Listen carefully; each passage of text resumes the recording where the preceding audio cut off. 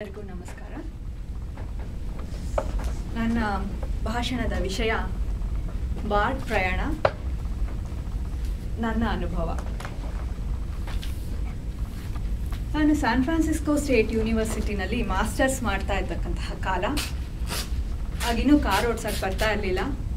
ಹಾಗಾಗಿ ವಿಶ್ವವಿದ್ಯಾನಿಲಯಕ್ಕೆ ಪ್ರತಿದಿನ ಬಾರ್ಟ್ನಲ್ಲಿ ಓಡಾಡ್ತಿದ್ದೆ. ನಿಮ್ಮಲ್ಲಿ ಅನೇಕ ಜನರಿಗೆ ಅದರ ಅನುಭವ ಇರಬಹುದು. ಬಾರ್ಟ್ ಅಂದರೆ Bay Area rapid transport system, BART train ಅಂತಲೂ ಕೂಡ ಕರೀತಾರೆ. ಪ್ರತಿದಿನ ಹೋಗ್ತಾ 1.5 ಗಂಟೆ, ಬರ್ತಾ 1.5 ಗಂಟೆ ಪ್ರಯಾಣ. ನಾನು ಸ್ಯಾನ್ ಫ್ರಾನ್ಸಿಸ್ಕೋ ಸ್ಟೇಟ್ ಯೂನಿವರ್ಸಿಟಿಗೆ ಹೋಗ್ತಾ ಇದ್ದಿದ್ದು. ಅದು ಡ್ಯಾಲಿ ಸಿಟಿಯ ನಂತರ ಅಲ್ಲಿ ಕೊನೆಯ ಸ್ಟಾಪು. ಅಲ್ಲಿ ಇಳಿದು ಅಲ್ಲಿಂದ ಶಟಲ್ ತಗೊಂಡು ನಂತರ ಯೂನಿವರ್ಸಿಟಿಗೆ ಹೋಗಬೇಕಿತ್ತು. ಸೊ ಇಲ್ಲಿಂದ ಹೋಗ್ತಾ 1.5 ಗಂಟೆ, ಬರ್ತಾ 1.5 ಗಂಟೆ. ಸಮಯ ಕಳೆಯೋದಾದರೂ ಹೇಗೆ? ನನಗೆ ಪ್ರಯಾಣ ಮಾಡುವಾಗ ಹೆಚ್ಚು ಓದೋಕ್ಕಾಗೋದಿಲ್ಲ. ಹಾಗಾಗಿ ಹೋಗ್ತಾ ಬರ್ತಾ ಇರ್ತಕ್ಕಂತಹ ಜನಗಳನ್ನು ನೋಡ್ತಾ ಕೂತಿರ್ತಿದ್ದೆ. ಅನೇಕ ಸತಿ ಅವ್ರಗಳ ಜೊತೆ ಹಟ್ಟೆ ಹೊಡ್ಕೊಂಡು, ಮತ್ತೆ ಕೆಲವೊಮ್ಮೆ ನಿದ್ದೆ ಮಾಡಿಕೊಂಡು ಹೀಗೆ ಹೋಗ್ತಾ ಇದ್ದಿದ್ದುಂಟು. ಅನೇಕ ರೀತಿಯ ಜನಗಳನ್ನು ಕಾಣ್ಬೋದಾಗಿತ್ತು. BART is a small world in itself. It became part of my life during those days. ಎಲ್ಲ ಥರದವರು, ಬಿಸ್ನೆಸ್ ದಿರಿಸನ್ನು ಧರಿಸಿರ್ತಕ್ಕಂತಹ ಬಿಸ್ನೆಸ್ ಫೋಕ್ಸ್ ಆಗಿರಬಹುದು, ಇಲ್ಲ ಬೇಬಿಯನ್ನು ಸ್ಟ್ರಾಲರಲ್ಲಿ ಇಟ್ಕೊಂಡು ಎಲ್ಲಿಗೋ ಹೋಗ್ತಾ ಇರ್ತಕ್ಕಂತಹ ತಾಯಂದಿರಾಗ್ಬೋದಿತ್ತು, ಇಲ್ಲ ಲ್ಯಾಪ್ಟಾಪ್ ಪೀಕ್ ಅವರ್ಸ್ ಆದರೆ ಇಂಡಿಯನ್ ಸಾಫ್ಟ್ವೇರ್ ಇಂಜಿನಿಯರ್ಸ್ಗಳು ಒಂದು ಲ್ಯಾಪ್ಟಾಪನ್ನು ಹೆಗಲಿಗೆ ನೇತಾಕೊಂಡಿರ್ತಕ್ಕಂತಹ ಅನೇಕ ಸಾಫ್ಟ್ವೇರ್ ಇಂಜಿನಿಯರ್ಗಳನ್ನು, ಹೀಗೆ ಅನೇಕ ಜನಗಳನ್ನು ಕಾಣ್ಬೋದಾಗಿತ್ತು. ಎಷ್ಟೋ ಸತಿ ಹತ್ತಿರಕ್ಕೆ ಬಂದು ಭಿಕ್ಷೆ ಬೇಡ್ತಾ ಇರ್ತಕ್ಕಂತಹ ಬಹಳ ಡೀಸೆಂಟಿಂದ ಗಮ್ಮತ್ತಿನಿಂದ ಭಿಕ್ಷೆಯನ್ನು ಬೇಡವರು. Can you spare some change please ಅಂತನೋ, ಇಲ್ಲ can you give me $1 please ಅಂತ ಹೀಗೆ ಭಿಕ್ಷೆಯನ್ನು ಬಂದು ಕೇಳ್ತಾ ಇರ್ತಕ್ಕಂತಹ ಭಿಕ್ಷುಕರನ್ನು, ಹೀಗೆ ಇಲ್ಲ ಮೇಕಪ್ ಮಾಡ್ಕೊಳ್ತಾ ಇರ್ತಕ್ಕಂತಹ, ಕೂತ್ಕೊಂಡು ಮೇಕಪ್ ಮಾಡ್ಕೊಂಡು ಹೋಗ್ತಾ ಇರ್ತಕ್ಕಂತಹ ಅನೇಕ ಮಹಿಳೆಯರನ್ನು, ಇಲ್ಲ ಪ್ರಪಂಚದ ಅರಿವೇ ಇಲ್ಲದೆ ತಮ್ಮ ಜಗತ್ತಿನಲ್ಲೇ ಮುಳುಗಿರ್ತಿರ್ತಕ್ಕಂತಹ ಪ್ರೇಮಿಗಳನ್ನು, ಅಥವಾ ಹೋಗ್ತಾ ಬರ್ತಾ ಮಾತಾಡ್ಕೊಂಡು ಹೋಗ್ತಾ ಇರ್ತಕ್ಕಂತಹ ವಿದ್ಯಾರ್ಥಿಗಳನ್ನು, ಹೀಗೆ ಅನೇಕ ಜನಗಳನ್ನು ನಾನು ಕಾಣ್ತಾ ಇದ್ದೆ. ನಾನು ಆಗಲೇ ಹೇಳ್ದ ಹಾಗೆ ನಾನು ಯೂಶುವಲಿ ಪೀಕ್ ಅವರ್ಸ್ನಲ್ಲಿ ಟ್ರಾವೆಲ್ ಮಾಡ್ತಾ ಇದ್ದೆ. ಹಾಗಾಗಿ ಎಷ್ಟೋ ಸತಿ ಆರಾಮಾಗಿ ರಿಲ್ಯಾಕ್ಸ್ ಮಾಡಿಕೊಂಡು ಇಲ್ಲಿಂದ ಅಲ್ಲಿವರೆಗೂ ಹೋಗೋವರೆಗೂ ನಿದ್ದೆ ಮಾಡ್ಕೊಂಡು ಹೋಗ್ತಾ ಇದ್ದೆ. ಈ ರೀತಿ ನಾನು ನಿದ್ದೆ ಮಾಡ್ಕೊಂಡು ಹೋಗ್ತಾ ಇದ್ದಿದ್ದರಿಂದ ಅನೇಕ ಪೇಚಿನ ಪ್ರಸಂಗಗಳಿಗೂ ಕೂಡ ಸಿಕ್ಕಾಕೊಳ್ಬೇಕಾದಂತಹ ಸಂದರ್ಭ ಉಂಟಾಗಿತ್ತು.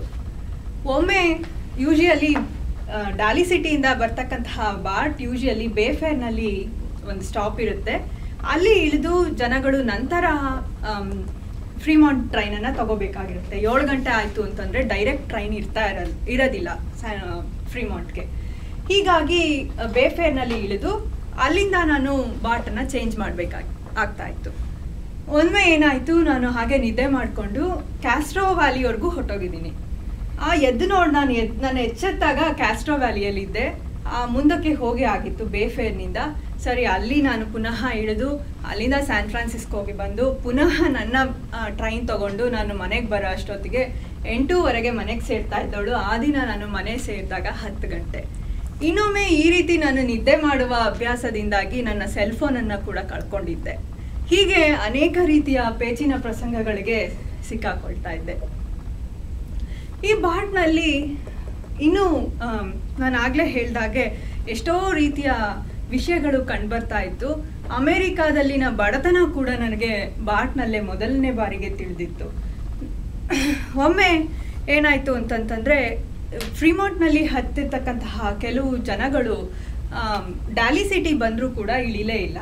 ಅವರು even though the driver announce that the last stop has been reach, ಅಲ್ಲೂ ಕೂಡ ಇಳಿಲಿಲ್ಲ. ಇದೇ ರೀತಿ ಅನೇಕ ದಿನ ನಾನು ಆ ರೀತಿಯ ಜನಗಳನ್ನು ನೋಡ್ತಾ ಇದ್ದೆ. ಆಮೇಲೆ ಯಾಕೆ ಅಂತ ಕೇಳಿದಾಗ,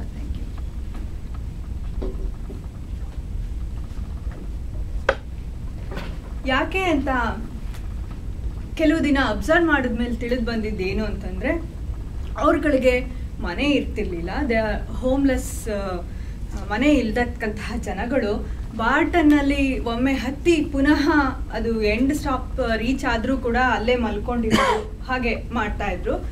ಬಾರ್ಟಲ್ಲಿ ಅದೇ ಥರ ಅಲ್ಲಿಂದಿಲ್ಲಿಗೆ ಇಲ್ಲಿಂದಲ್ಲಿಗೆ ಅಲ್ಲಿಂದಿಲ್ಲಿಗೆ ಇಲ್ಲಿಂದಲ್ಲಿಗೆ ಕೊನೆಯ ಎಷ್ಟು ಸತಿ ಅದು ಓಡಾಡ್ತಾ ಇದ್ರು ಅವರು ಯಾವುದೇ ಅರಿವಿಲ್ಲದೆ ಅಲ್ಲೇ ಮಲಗಿರ್ತಾ ಇದ್ರು. Because it was a safe refuge to them. ಹಾಗಾಗಿ ಅವರು ಬಾರ್ಟಿಂದ ಇಳಿತಾನೇ ಇರಲಿಲ್ಲ. ಈ ರೀತಿಯ ವಿಷಯಗಳು ಕೂಡ ತಿಳಿದು ಬಂತು. ಆಮೇಲೆ ಮತ್ತೊಂದು ನನಗೆ ಇಷ್ಟ ಆಗ್ತಾ ಇದ್ದಂತಹ ವಿಷಯವೇನಂತಂದರೆ, ಬಾರ್ಟಂದು ಕ್ಲೆನ್ಲಿನೆಸ್ ಮತ್ತು ಪಂಕ್ಚುಯಾಲಿಟಿ. ಅನೌನ್ಸ್ ಮಾಡಿದ ಸಮಯಕ್ಕೆ ಸರಿಯಾಗಿ ಬಾರ್ಟ್ ಬಂದು ನಿಲ್ತಾ ಇತ್ತು. ಪುನಃ ನಾವು ಇಳಿಬೇಕು ಅಂತ ಸಮಯ ಮೊದಲೇ ಇಳಿಯೋದಕ್ಕೆ 1 ಮಿನಿಟ್ ಮೊದಲೇ ಅದನ್ನು ಅನೌನ್ಸ್ ಮಾಡ್ತಾಯಿದ್ರು. ಅನೌನ್ಸ್ ಮಾಡ್ತಿದ್ದ ಹಾಗೆ ಎಲ್ಲರೂ ಪ್ರಯಾಣಿಕರು ಇಳಿಯೋದಕ್ಕೆ ರೆಡಿಯಾಗಿ ನಿಂತ್ಕೊಳ್ತಾ ಇದ್ರು. ಹಾಗಾಗಿ ಅವರ ಸ್ಟಾಪ್ ಬರ್ತಿದ್ದ ಹಾಗೆ ಇಳಿಯೋದಕ್ಕೆ ಕೂಡ ಸಹಾಯ ಆಗ್ತಿತ್ತು. ಇದರಿಂದ ಯಾವತ್ತೂ ಕೂಡ ನಿಧಾನಕ್ಕಾಗಲಿ ಅಥವಾ ಮೊದಲೇ ಅನೌನ್ಸ್ ಮಾಡಿದ ಸಮಯಕ್ಕೆ ಸರಿಯಾಗಿ ಬರದೆ, ಇಂಡಿಯಾದಲ್ಲಿ ಆಗುತ್ತಲ್ಲ ಹೇಳಿದ ಟೈಮಿಗೆ ಸರಿಯಾಗಿ ಬರದೆ ಎಷ್ಟೋ ನಿಧಾನಕ್ಕೆ ಬರೋದು, ಆ ರೀತಿ ಎಂದಿಗೂ ಕೂಡ ನನಗೆ ಅನುಭವ ಆಗಲಿಲ್ಲ. 12:15 ಅಂತಂದರೆ ಕರೆಕ್ಟಾಗಿ 12:15ಗೆ ಬಾರ್ಟ್ ಬಂದು ನಿಂತ್ಕೊಳ್ತಾ ಇತ್ತು. ಆಮೇಲೆ ಅಲ್ಲಿ ಪ್ರತಿಯೊಂದು ಸ್ಟೇಷನ್ನಿಂದ ಒಂದು ಸ್ಟೇಷನ್ನಿಂದ ಮತ್ತೊಂದು ಸ್ಟೇಷನ್ಸ್ಗೆ ಹಲವು ಕಡೆ ಬಂದು ಬಾಟನ್ನ ಕ್ಲೀನ್ ಮಾಡ್ತಾ ಇರ್ತಕ್ಕಂತಹ ಕ್ಲೀನರ್ಸ್ ಬರೋರು, ಅವರು ಅವಾಗವಾಗ ಬಂದು ಅದನ್ನು ಕ್ಲೀನ್ ಮಾಡಿ ಹೋಗ್ತಾ ಇದ್ರು. ಈ ಒಂದು ವಿಷಯ ನನಗೆ ಬಹಳ ಮೆಚ್ಚುಗೆ ಆಗ್ತಾ ಇತ್ತು. ಇನ್ನೊಂದು ಮೆಚ್ಚುಗೆ ಆದಂತಹ ವಿಷಯ ಏನಪ್ಪ ಅಂತಂದರೆ, ಅಲ್ಲಿನ ಟಿಕೆಟಿಂಗ್ ಸಿಸ್ಟಮ್ ಹೇಗೆ ಅಂತಂತಂದರೆ, ಮೊದಲೇ ನಾವು ಸೇಫ್ವೇನಲ್ಲೋ ಇಲ್ಲ ರ್ಯಾಲೀಸಲ್ಲೋ ಹೋಗಿ ಟಿಕೆಟನ್ನು ತೆಗೆದುಕೊಂಡು ಇಟ್ಕೊಂಡಿರಬಹುದು. ಜಸ್ಟ್ ಅಲ್ಲಿ ಹೋಗ್ತಿದ್ದಂಗೆ, ಸ್ಟೇಷನಿಗೆ ಹೋಗ್ತಿದ್ದಂಗೆ ಹೋಗೋದು, ಸ್ವೈಪ್ ಮಾಡೋದು, voila you are in. So ಹೀಗೆ ಒಳಗಡೆ ಹೋಗುವಂತಹ ಸಿಸ್ಟಮ್ ಇತ್ತು. ಈಗ ಇದನ್ನೆಲ್ಲ ನೋಡಿದಾಗ ಎಷ್ಟೋ ಸತಿ ನನ್ನ ಮನಸ್ಸು ಭಾರತದಲ್ಲಿನ ನಮ್ಮ ಒಂದು ಸಾರಿಗೆಯ ಒಂದು ಸಿಸ್ಟಮ್ ಏನಿದೆ ಅದನ್ನು ಮತ್ತು ಇಲ್ಲಿಯ ಸಿಸ್ಟಮನ್ನು ಲೆಕ್ಕ ಹಾಕಿ ಕಂಪೇರ್ ಮಾಡ್ತಾ ಇತ್ತು. ಅಲ್ಲಿ ಎಷ್ಟೋ ಸತಿ ಟಿಕೆಟ್ ತೊಗೊಳ್ಬೇಕು ಅಂತಂತಂದರೆ ಕ್ಯೂನಲ್ಲಿ ಹೋಗಿ ನಿಂತ್ಕೊಳ್ಬೇಕಾಗ್ತಿತ್ತು. 1 ಗಂಟೆ 2 ಗಂಟೆ ರೈಲಿಗೆ ಟಿಕೆಟ್ ತೊಗೊಳ್ಬೇಕು ಅಂತಂದರೆ ಅನೇಕ ಸತಿ ಬರೀ ಜನಗಳ ಕೈಯಲ್ಲ, ದನಗಳ ಕೈಯಲ್ಲೂ ನುಗ್ಗಿಸ್ಕೊಂಡು ತಿವಿಸ್ಕೊಂಡು ಟಿಕೆಟ್ ತಗೊಂಡಿದ್ದಂತಹ ಸಂದರ್ಭಗಳು ಉಂಟು. ಆಮೇಲೆ ನಾನು ಹೇಳ್ದ ಹಾಗೆ ಓಡಾಡುವಾಗ ಅನೇಕ ಜನ ವಿದ್ಯಾರ್ಥಿನಿಯರು ಸ್ನೇಹಿತರಾಗಿದ್ದರು. ಅದರಲ್ಲಿ ಒಂದು ಮಾತ್ರ ಮರೆಯಲಾರತಕ್ಕಂತಹ ಒಂದು ಸಂಗತಿ, ಒಮ್ಮೆ ಪಾಟಿಗೆ ವೆಯ್ಟ್ ಮಾಡ್ತಾ ನಿಂತಿದ್ದಾಗ ಯಾರೋ ಹಿಂದಿಂದ ಎಳೆದ ಹಾಗಾಯಿತು. ತಿರುಗಿ ನೋಡಿದ್ರೆ ಸರ್ದಾರ್ಜಿ ಒಬ್ಬ ನಿಂತಿದ್ದ. He was my classmate from econ class. ಅವನು ಹೀಗೆ ಬಾಟ್ನಲ್ಲಿ ಓಡಾಡುವಾಗ ಹಾಗೆ ಮಾತುಕತೆ ಆಯಿತು. ನಂತರ ಬಾಟ್ನಲ್ಲಿ ಓಡಾಡುವಾಗ ಅವಾಗವಾಗ ನನಗೆ ಸಿಗ್ತಾ ಇದ್ದ. ಅವನು when he was 9 years old, at that time he migrated to US with his parents. ಆದರೆ ಭಾರತದ ಬಗ್ಗೆ ಒಲವನ್ನು ಪ್ರೀತಿಯನ್ನು ಹಾಗೆ ಉಳಿಸ್ಕೊಂಡಿದ್ದ. ದೊಡ್ಡ ಅಕ್ಕನಲ್ಲಿ ಹೇಳಿಕೊಳ್ಳೋ ಹಾಗೆ ತನ್ನ ಕಷ್ಟ ಸುಖಗಳನ್ನೆಲ್ಲ ನನ್ನ ಹತ್ರ ಹೇಳ್ಕೊಳ್ತಾ ಇದ್ದ. ಆ್ಯಂಡ್ ಭಾರತಕ್ಕೆ ಹೋಗಿ ತಾನು ಸಂಶೋಧನೆ ಮಾಡಬೇಕು, ಸೋಷಾಲಜಿ ಬಗ್ಗೆ ಸಂಶೋಧನೆ ಮಾಡಬೇಕು ಅಂತೆಲ್ಲ ಅಂದ್ಕೊಂಡಿದ್ದೀನಿ ಅಂತೆಲ್ಲ ಬಹಳ ಸತಿ ಉತ್ಸಾಹದಿಂದ ತನ್ನ ಆಸಕ್ತಿಯ ವಿಷಯದ ಬಗ್ಗೆ ಎಲ್ಲ ಚರ್ಚೆಯನ್ನು ಮಾಡ್ತಾ ಇದ್ದ. ಆ ಫಸ್ಟ್ ಸೆಮಿಸ್ಟರ್ ನಂತರ ಐ ಕುಡಂಟ್ ಸಿ ಹಿಮ್. ಅವನನ್ನು ನೋಡೋದಕ್ಕೆ ನನಗೆ ಅವನು ಬೇರೆ ಕ್ಲಾಸಸ್ ಆಯಿತು, ದೆನ್ ನಂದೇ ಬೇರೆ ಕ್ಲಾಸಸ್ ಆಯಿತು. ಹೀಗಾಗಿ I couldn't meet him at all. Last ಸೆಮಿಸ್ಟರ್ನಲ್ಲಿ ಇದ್ದೆ. ಆಗೊಮ್ಮೆ ಸ್ನೇಹಿತರೊಬ್ಬರು ಬಂದು ಕೇಳಿದ್ರು, ಡು ಯು ನೋ ಬಿಜಿಂದರ್? ನಾನು ಹೇಳಿದೆ, I know him, but it's been a long time. What happen to him? ಅವ್ರು ಹೇಳಿದ್ರು, he is dead. I couldn't believe that. ಏನಾಯಿತು ಅಂತ ಕೇಳಿದಾಗ ತಿಳಿದಂತಹ ವಿಷಯ ಏನಂತಂತಂದರೆ, ಹಾಂಗ್ಕಾಂಗ್ನಲ್ಲಿ ನಡೆದಂತಹ ವರ್ಲ್ಡ್ ಟ್ರೇಡ್ ಕಾನ್ಫರೆನ್ಸನ್ನು ಅಟೆಂಡ್ ಮಾಡೋಕ್ಕೆ ಹೋಗಿ ಅಲ್ಲಿ ಡೆವಲಪಿಂಗ್ ಕಂಟ್ರೀಸ್ ಜೊತೆಗೆ ಜೊತೆ ಸೇರಿಕೊಂಡು ಪ್ರೊಟೆಸ್ಟ್ ಮಾಡೋಕ್ಕೆ ಹೋಗಿ ಹಾಂಗ್ಕಾಂಗ್ಗೆ ಹೋಗಿದ್ದಂತಹ ಬಿಜಿಂದರ್ಗೆ ಅಲ್ಲಿ ಯಾವುದೋ ಸಾಂಕ್ರಾಮಿಕ ರೋಗವೊಂದು ತಗಲಿ ಇಲ್ಲಿ ಬರ್ತಿದ್ದ ಹಾಗೆ ಅವನು ತನ್ನ ಮನೆಯಲ್ಲಿದ್ದಾಗ ಮರಣವನ್ನು ಅಪ್ಪಿದ್ದ. ಸೊ ಈ ವಿಷಯ ತಿಳಿದಂತಹ ನನಗೆ ಬಹಳ ಆಘಾತನೇ ಆಯಿತು. ಯಾಕೆಂತಂತಂದರೆ ಸಾವು ಇಷ್ಟು ಚಿಕ್ಕ, ನಮಗಿಂತ ಚಿಕ್ಕ ವಯಸ್ಸಿನವರಿಗೆ ಬಂದಾಗ ವಿ ಫೀಲ್ ದ ಏನು ಅಷ್ಟು ಚಿಕ್ಕ ವಯಸ್ಸಿನವರಿಗೆ ಬಂದಾಗ ಅದರ ಆಘಾತ ಹೆಚ್ಚಿರುತ್ತೆ. ಸೊ ಅದನ್ನು ತಿಳಿದು ಬಹಳ ಆಘಾತ ಆಗಿತ್ತು.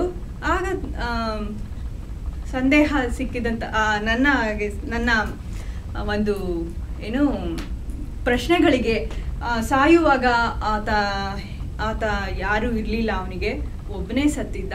ಸೊ ಅವನು ಎಷ್ಟು ನೋವನ್ನು ಉಂಡಿರಬಹುದು, ಆತನ ಮನಸ್ಸಿನಲ್ಲಿ ತನ್ನ ಪೇರೆಂಟ್ಸನ್ನು ಇಲ್ಲ ತನ್ನ ಬಂಧು ಬಳಗದವರನ್ನು ನೋಡಬೇಕು ಅಂತಕ್ಕಂತಹ ಆತನ ಇಚ್ಛೆ ಇದ್ದಿರಬಹುದಲ್ವಾ. ಈ ರೀತಿಯ ಪ್ರಶ್ನೆಗಳೆಲ್ಲ ನನ್ನ ಮನಸ್ಸಿನಲ್ಲಿ ಎತ್ತು. ಆಮೇಲೆ ಸಾವು ಎಷ್ಟು ಅನಿಶ್ಚಿತವಾದುದು ಎಂಬುದು ಕೂಡ ಆವಾಗ ನನಗೆ ಎಷ್ಟು ಅನಿಶ್ಚಿತ ಅನ್ನೋದು ಕೂಡ ಅನ್ನಿಸ್ತು. ಆಗ ನನ್ನ ಸಂದೇಹಕ್ಕೆ ಪರಿಹಾರವಾಗಿ ಕಂಡು ಬಂದದ್ದು ಅಂತಂದರೆ DVG ಅವರ ಪದ್ಯ, ಬದುಕು ಜಟಕಾ ಬಂಡಿ ವಿಧಿ ಅದರ ಸಾಹೇಬ, ಬದುಕು ಜಟಕಾ ಬಂಡಿ ವಿಧಿ ಅದರ ಸಾಹೇಬ, ಕುದುರೆ ನೀನ್ ಅವನು ಪೇಳ್ದಂತೆ ಪಯಣಿಗರು, ಮದುವೆಗೋ ಮಸಣಕೋ ಹೋಗೆಂದ ಕಡೆಗೋಡು ಮಂಕುತಿಮ್ಮ, ಮದುವೆಗೋ ಮಸಣಕೋ ಹೋಗೆಂದ ಕಡೆಗೋಡು ಮಂಕುತಿಮ್ಮ. Thank you.